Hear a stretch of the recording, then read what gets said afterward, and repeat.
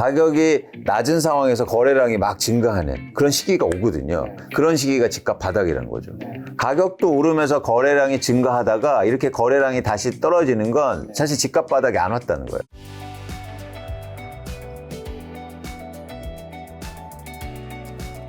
자, 그러면 이제 금리. 이제 연준에서 이제 곧 또 FOMC 하죠, 9월 달에. 올해 11월에도 FOMC 하는데 뭐 한 번 더 올린다는 얘기 정도는 있잖아요. 네. 동결할 수도 있지만 한 번 더 올릴 수 있다. 근데 지금 벌써 이제 우리나라랑 기준금리 금리 차가 2%인데 여기서 연준이 한 번 더 올리면 한국도 한 번 더 올릴 수 있다고 보시는지도 궁금하고, 만약에 올리게 되면 집값에는 되게 안 좋은 크나큰 영향을 미칠 것 같아서 사실 지금까지 동결했던 건데, 한국은 이게 올리게 되면 어떤 영향이 좀 있을까요? 그러니까 저는 금리를 네. 이게 예측해서 맞히는 사람이 있나요? 그러니까 우리가 데이터로 검증하고 합리적으로 추정할 수 있는 전 분야가 아니다. 네네. 그래서 이런 말씀 죄송하지만 매크로를 예측하는 분들을 저는 좀 그러니까 훌륭하시죠. 훌륭하시는데 사실은 그게 말에 모순이 있는데요. 힘들다. 제가 연준 의장도 사실은 자기 금리 모를 텐데 요즘은 그래서 연준 막 위원회 이름도 다 외우시는 분들 계시더라고요. 예측하지 않는 분들을 전 예측하지는 않습니다. 그냥 대응하면 되는 거죠. 근데 한 가지 저희가 그래서 관심 있게 보는 건 집값이 빠질 때 최근에 어떤 게 있으냐면 사실 금리도 말씀하신 것처럼 김 작가님 말씀하신 금리도 한국에서 못 올렸고 그리고 대출도 규제를 엄청 완화해줬잖아요. 특례보금자리로 뭐 50년 만기 하면서 실제적으로 LTV도 규제 완화해주고 근데 이렇게 집값이 회복하고 오른 상황에서 그렇게 완화적인 금융정책이 가능할까? 이건 불가능하다. 뭐 금리를 오르거나 이러지 못하지만 여기서 금리를 낮추거나 대출도 규제를 완화하거나 이러긴 힘들다는 거죠. 그쵸. 이거는 확실하지 않습니까? 90% 이상이잖아요. 그쵸. 그러면 여러분들이 거기에 대한 대응은 하셔야 된다. 그러면 여기에 어떤 영향을 미치냐면 수요가 줄 수 있다라는 겁니다. 그런 말씀하신 이제 정부 정책에 기준에서 내년 총선도 있고 한데 정부는 앞으로 이제 부동산 대책을 좀 어떤 식으로 펼쳐나갈 것 같으세요? 그러니까 지금 이제 부동산 정책을 그동안 엄청나게 완화해줬잖아요. 완화해줬죠. 명분이 있었습니다. 왜냐하면 집값이 너무 떨어지니까. 경착륙. 근데 이렇게 집값이 예를 들어서 다시 오른 상황에서는 사실 그런 정책이 나오기도 힘들고. 그렇죠. 그렇다고 잘못해서 더 올라버리면 그렇죠. 집값 못 잡은 도시 반등시켜버린 정부가 될 테니까. 그리고 또 지금 가계부채가 엄청 심각해서 사실은. 가계부채 심각하다는 분도 있고 안 심각하다는 분도 있더라고요. 이것도. 어쨌든 저희가 좀 더 투자하시거나 내 집 마련하실 때는 그러니까 확률이 높은 예측이 뭔가에 대해서. 그렇죠. 근데 확률이 가장 높은 정책에 대한 예측은 예를 들어서 어떤 분이 나와서 윤석열 정부는 부동산 정책 계속 완화해 줄 겁니다. 이 확률과 그리고 제가 볼 때 집값이 다시 오른 상태에서 계속 완화책을 내기 힘듭니다. 라는 이 말과 어느 게 확률이 높아 보이세요? 지금 후자가 지금 이 상황에서는. 그렇죠. 그런 상황에서 정책 예측도 저는 그렇게 하셨으면 좋겠다는 거고 다시 집값이 빠지면 다시 그런 완화책이 나올 수 있겠죠. 그렇죠. 근데 조건이라는 겁니다. 빠지면. 그럼 빠지면 사자. 빠지면. 그잖아요. 네. 예, 그래서 정책도 여러분들이 그렇게 유연하게 보셨으면 좋겠다. 금리도 그렇고. 절대 이런 상황 속에서 가계대출이 이렇게 증가하는데 금리를 다시 내린다? 이런 얘기 하시는 분도 있잖아요. 그 확률과 저는 금리 못 낮출 것 같다. 이 확률과 어떤 확률이 높은가 여러분들이 고민하셨으면 좋겠다. 자, 가계대출. 지금 어느 정도죠? 그러니까 가계대출은 중요한 게 부채는 절대 규모가 중요한 게 아니고요. 속도가 중요합니다. 속도. 그래서 이 속도가 위험하다는 거예요. 이렇게 속도가 빨랐던 건 굉장히 이례적인 현상이고 2015년부터 2021년까지 최근에 이제 더 속도가 빨라지고 있긴 하지만 전 세계에서 GDP 대비해서 가계부채 비율이 가장 많이 증가한 나라가 이상하게 똑같아요. 중국과 한국이 23%포인트가 올라요. 근데 지금 중국에 문제가 생겼잖아요. 속도가 너무 빨라요. 이거 되게 흥미로운 지점입니다. 뭐냐면 중국은요. 가계부채 비율이요. GDP 대비해서 60%에서 70%밖에 되지 않아요. 그런데도 속도가 빠르니까 문제가 생기는 거예요. 부동산에 문제가 생기잖아요. 근데 우리나라는 절대 규모도 높고 지금 100%가 넘어간 상황이고 그다음에 속도도 빨랐다. 그런 상황에서 위험하다는 거예요. 근데 이게 곳곳에서 나타나고 있어요. 징후가. 왜냐면 경매 건수가 증가하고 있습니다. 임의경매 절차하는. 왜 집값이 오른다고 하고 부채 안전하다고 그러는데 누군가 빚을 못 일으켜서 부동산을 팔겠습니까? 그런 사람들이 증가하고 있거든요. 또 하나 뭐냐면 그런 차원에서 중요한 건 또 하나 위험하다고 제가 보는 건 돈이 있는 사람들이 대출을 받았으면 안전해요. 그런데 안타깝게도 사실은 자산 여력이 없으신 분들이 대출을 많이 받았고 거기에서 리스크가 위험이 좀 가중되고 있다고 전 보는 겁니다. 위험할 수 있다. 특히 속도와 네. 그다음에 대출을 받은 분들의 어떤 그 신용 상태 그리고 그런 상황을 볼 때 그러면 이제 또 이제 집값에서 중요한 수치 중 하나는 미분양 주택은요. 요즘 어떤 상황인가요? 미분양 주택은 감소했어요. 네. 감소했는데 7만 가구, 7만 5천에서 지금 6만 가구까지 감소했는데 이건 이유가 있습니다. 이유가 뭐냐면 분양을 안 했기 때문에.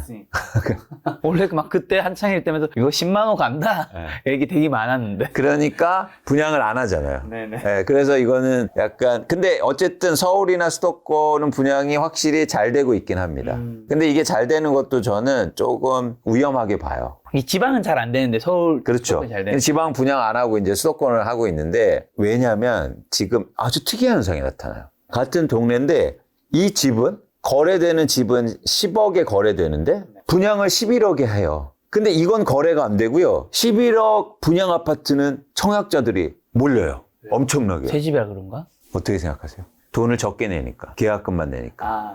그리고 언젠가는 나 이거 오르면 분양권 팔아야겠다. 투자자들이 몰리고 있어요. 그리고 중도금 다 대출되잖아요. DSR 규제를 안 받는단 말이죠. 그래서 왜 얘기 드리냐면 지금 분양받으신 분들이 제가 볼 때 여력이 충분치 않다. 근데 점점 더 가면 갈수록 중도금도 다 대출 받으셔야 되고 사실 지금 실거주 의무가 있거든요. 법이 개정되지 않아서. 그래서 결국 이 분양권을 전매 만약 안 되면 나중에는 내가 살아야 돼. 살지도 못할 가능성이 있다. DSR 규제에 맞춰서 그만큼 대출이 안 될 거예요. 본채무로 전환돼야 되는데. 그런 분들이 상당히 비중이 올라가고 있다. 그래서 이거는 약간 허수일 가능성이 있다고 보는 거죠. 분양 시간이 뜨거운 경쟁률도 조금 다시 낮아질 수도. 계속 좋아질 수 있는데 거기서 진짜로 여력이 있고 그런 분들이 분양받는 비율이 줄고 있다는 겁니다. 그럼 나중에는 어떻게 됩니까? 이거 막 분양권이 막 나올 수도 있어요. 오히려 싸게. 빨리 이걸 처리해야 되니까. 이런 상황이 전개될 수도 있다. 이걸 잘 보셨으면 좋겠습니다. 그러면 이제 공급에서 입주 물량은요? 어떤 분들은 지금 이제 이런 것들 경기가 너무 안 좋고 하니까 지금 이제 이런 걸 안 해버리니까 이제 몇 년 뒤에는 공급이 되게 부족해져서 오히려 2년, 3년 뒤에는 막 지금 이렇게 하다가 이렇게 다시 확 갈 수 있다. 이게 패턴이 있습니다. 네. 임 작가는 뭐냐면 가격이 막 오를 때요. 네. 그리고 더 오른다고 할 때 항상 얘기 나오는 거 공급 부족론이에요. 그리고 실제로 지금 아파트 인허가 물량이 20% 이상 감소하고 있고 그 다음에 착공이나 준공 실적도 막 50%씩 감소하고 있거든요. 그래서 당연히 어떻게 이해해야 되냐면 2, 3년 후에 자 아파트 덜 짓고 그렇게 되면 집값 오른다. 그렇죠. 근데 이게 너무 당연하게 느껴져요. 타당해 보이는데? 네, 그렇죠. 자, 근데 한번 좀 더 고민해 보자는 거죠. 자, 가격은 공급도 결정하지만 뭐도 결정합니까? 수요? 그렇죠. 수요잖아요. 네. 공급이 줄어도 더 수요가 줄면요. 당연히 떨어지겠죠. 네. 그래서 여러분들이 하나만 고민하시면 안 되고 공급이 많아도 수요가 더 많아요. 그러면 가격 오르잖아요. 그렇죠. 그렇기 때문에 수요와 공급을 같이 고민하셨으면 좋겠다. 그래서 표를 한번 보세요. 이거는 준공 실적과 아파트 매매 가격 변동률이에요. 일단 한번 볼게요. 2015년, 16년, 17년, 18년도에 공급이요. 역대 최대 물량이요. 이렇게 많이 된 적이 없어요. 근데 이때 집값 오르잖아요. 올랐죠. 공급이 많은데 집값이 왜 오릅니까? 수요가 많으니까요. 반대로 아까 말씀드렸듯이 집값 빠질 때요. 2008년, 9년, 10년도 이럴 때는 집값이 계속 빠지잖아요. 아까처럼 막 강남의 아파트가 30%씩 빠졌다고요. 근데 이게 이 전의 그래프를 보셔야 되는데 이 전에는 아파트 분양, 준공 물량 25만 원이었어요. 그런데 이렇게 많이 줄었는데도 집값 빠지지 않습니까? 왜요? 공급이 줄어도 수요가 더 주니까. 그럼 2022년도에는 집값이 왜 빠졌습니까? 준공이 이렇게 엄청나게 줄었는데? 빠져요. 그러니까 사실은 공급이 엄청 줄면은 집값에 영향은 있겠지만 수요도 같이 고민하셨으면 좋겠다. 근데 이 공급을 받쳐줄 수 있는 수요가 사실은 좀 생각해 볼 필요가 있다는 거고요. 또 하나는 뭐냐면 최근에 공급이 너무 많이 됐어요. 그래서 여기에서 비교하면 안 된다. 그래서 저는 이게 적정한 수준이 지금 수요로 볼 때 한 20만 가구 정도 되는데 그 정도로 이제는 어쩌면 다시 회귀하는 거다. 감소하는 게 아니라 이렇게 보고 있습니다. 또 두 번째는요. 제가 서두에도 계속 말씀드렸잖아요. 계속 제가 논리적으로 말씀드리는 건 뭐냐면 집값을 결정하는 건 건설사들이 짓는 공급량이 영향도 있지만 중요한 건 어떤 공급이다? 매물의 양이라는 거예요. 여러분들이 사시는 아파트는 청약받고 이런 것도 있지만 대부분은 시장에서 사시는 겁니다. 그렇죠. 그러면 시장에서 사는 주택 그 공급은 누가 결정해요? 건설사들이요? 아니요. 집주인들이요. 그 집주인들이 예를 들어서 막 뭐 분양이 줄어도 팔고 싶은 해서 매물이 아까처럼 많이 증가해요. 이런 공급 증가거든요. 그래서 집값을 결정하는 공급에 대해서 다시 고민할 필요가 있다는 겁니다. 하지만 이제 매물이 말씀하신 게 이거 공급 증가잖아요. 증가하고 있다. 그렇죠. 이게 공급이죠. 집값을 결정하는 공급. 그래서 굉장히 직관적이긴 해요. 집을 덜 지으면 집값이 오를 거야. 그런데 그렇게 단순하진 않다. 예, 수요도 고민하셔야 되고 그 다음에 집값을 결정하는 공급은 매도 물량이라는 거죠. 자, 그러면 이제 서울을 기준했을 때, 이제 그러면 어쨌든 좀 1년 동안 하락했다가, 지금 반년은 반등했다가, 앞으로는 언제 어디까지, 어쨌든 하락을 얘기하시는 분이니까, 현재 이 상황에서는 언제 어디까지 떨어지고, 언제부터 좀 반등하는 진짜 시점이라고 보시는지. 이것도 제가 계속 말씀드리는 거예요. 왜냐면 집값 바닥이라는 게 절대 가격 기준이 아니라 떨어지고 있는데 거래량이 추세적으로 증가할 때가 그때가 바닥이다. 그게 뭐 5억이 빠졌건 7억이 빠졌건 10억이 빠졌건. 그래서 아까 다시 한번 보여드릴게요. 가격이 빠지고 있는데 가격도 오르면서 거래량이 증가하다가 이렇게 거래량이 다시 떨어지는 건 사실 집값 바닥이 안 왔다는 거예요. 그러니까 가격이 낮은 상황에서 거래량이 막 증가하는 그런 시기가 오거든요. 그런 시기가 집값 바닥이라는 거죠. 그러니까 바닥이라는 의미는 뭐냐면 어떤 조건이 필요하냐면 집값이 이젠 지속적으로 오른다. 떨어지지 않고. 그렇죠. 그런 시점이라고 개념 규정을 한다면 그러면 집값이 빠져있을 때 거래량이 추세적으로 계속 증가하는 구간이 와야 된다. 이렇게 들쑥날쑥하면 안 된다라는 말씀을 드리는 겁니다. 그게 5억이든 7억이든. 근데 예를 들어서 2억밖에 안 빠졌는데 거래량이 계속 증가해요. 그 상태에서. 그러면 그게 바닥인 거죠. 이건 제가 한 번도 말을 틀리지 않고 그동안 계속 해왔던 얘기예요. 부동산 하락 시작될 때, 사실 그 2021년 11월 뭐 그쯤이겠죠. 뭐 플러스 마이너스 몇 개월일 텐데, 그때 상승론 얘기하시는 분들이 이제 지금 집값 하락하는 거 일시적 하락이다. 그리고 거래량 많지 않다. 그래서 나는 지금의 하락을 인정할 수 없다. 이런 코멘트 되게 많이 하셨단 말이죠. 근데 실제로 몇 개월 동안 집값이 하락해버리니까 이제 그분들도 다 차츰 한 명씩 인정을 했단 말이죠. 저는 이제 재테크 채널을 운영하니까 그분들이 처음에 인정하지 않다가 저는 그분들이 다른 의도가 있었다 생각하지 않아요. 많은 분들은 일부러 뭐 이해관계 얽혀있어서 막 그렇게 생각하지 않아요. 진짜로 그렇게 믿으셨어요. 아니, 극한 직업이라니까요. 그랬는데 여러분들 이해를 좀 해주세요. 결국에 어쨌든 2022년에 이제 집값이 하락하면 인정했는데 또 이번에 반대로 어떤 전문가 그런 얘기 하더라고요. 이번 반등에도 비슷하게 하락 얘기하시는 분들은 일시적 상승이다. 거래량이 많지 않다고 얘기하는 게 그때 상승 얘기하시는 분들이 일시적 하락, 거래량 많지 않다와 비슷한 것 같다. 점차 이게 진짜 더 상승하면 그분들도 인정을 하게 될 것이다 라는 코멘트를 하더라고요. 그러니까 이게 어떻게 그러니까 이분법적으로 저희가 그러니까 생각을 안 하셨으면 좋겠다. 그러니까 뭐 상승론자, 하락론자 이렇게 구분하는 것보다 저는 여러분들도 실제적으로 도움되는 거, 막 여러분 뭐 저 사람은 뭐 계속 상승론자, 하락론자 그리고 막 이렇게 욕하시고 이런 게 여러분들의 도움이 안 되잖아요. 그렇죠.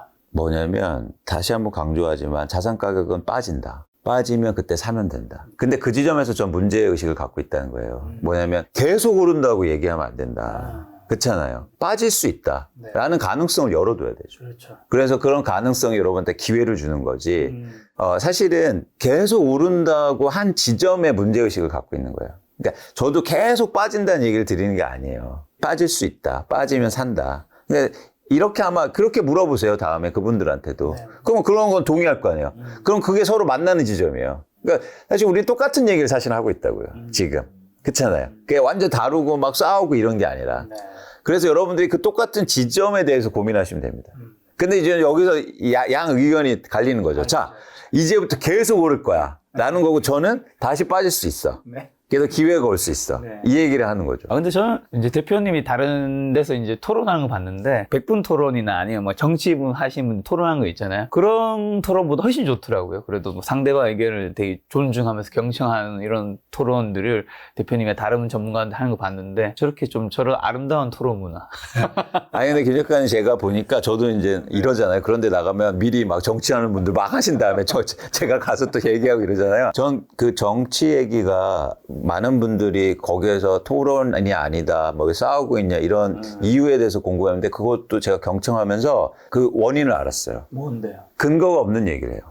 자기 주장만 하고 근거를 얘기하고 근거를 주장을 해야 되는데. 그렇죠. 어떤 그게 틀리던 맞건. 그렇죠, 그렇죠. 그게 중요한 게 아니라 근거를 갖고 뭐 숫자라든지 증거를 갖고 얘기해야 되는데 주장하고 비난하고 이러다 보니까 사실 토론이 안 되는 거죠. 그런데 경제를 얘기하거나 이럴 때는 당연히 이렇게 숫자로 얘기하고 근거를 갖고 얘기하니까 사실은 저도 이렇게 반대쪽에서 하는 얘기가 재밌더라고요.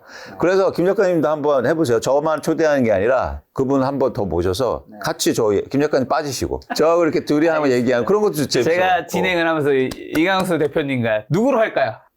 여러분이 추천해 주세요. 반대쪽에 상승 얘기하는 분이야 되지 않겠습니까? 그러니까 같이 여러분 한번 추천해 주세요. 알겠습니다. 요즘 상승 얘기하시는 분들 몇 분 이제 김강석 교수님도 있고 몇 분 계시기 좋습니다. 때문에 한번 자리 마련하도록 하겠습니다. 그럼 이제 좋습니다. 어쨌든 지금 집값 하락 얘기하시는데 또 요즘에는 한국 집값이 일본처럼 된다고 주장하시는 분들이 요즘 좀 다시 좀 늘어나셨더라고요. 일본처럼 뭐 20년, 30년 장기 불황으로 뭐 안 좋아질 수 있다는데 그런 의견은 아니신 것 같아서 근데 여쭤보고 싶어요. 아니 그것도 제가 계속 얘기하잖아요. 절대 아니다. 절대 아니다. 절대 아니다. 왜 절대 아니죠? 절대는 또 아닐 수도 있잖아요. 그렇죠. 근데 제가 일부러 강조하기 위해서 길 수도 있죠. 일 수도 있는데, 그러니까 저는 이거 어떤 얘기를 하냐면, 저는 명확하게 말씀드립니다. 전 장기 전망하지 않는다. We are all dead in the long run. 장기에 모두 죽고 없는데 왜 장기 걱정을 하고 있냐. 애널리스트는 원래 그래요. 3년과 5년 전망만 합니다. 3년과 5년. 10년 전망을 하지 않아요.